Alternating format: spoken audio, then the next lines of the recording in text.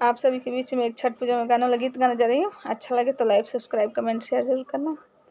बगा सारा की पाकी सांडकिया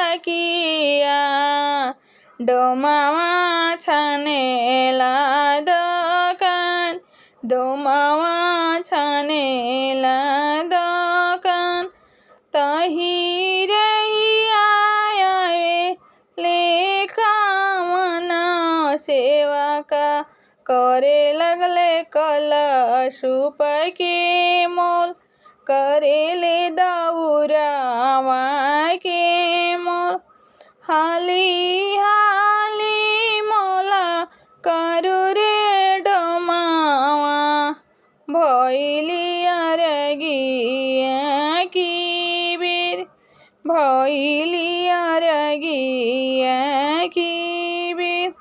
आरा की पाकी सांडकिया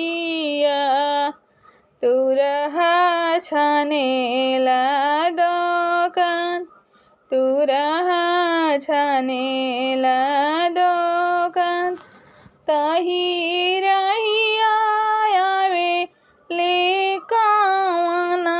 सेवा का करे लगले नारियल के मोल,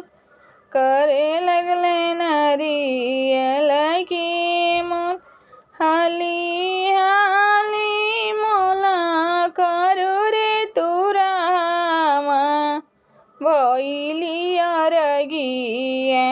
की बीर, भइली अरगिया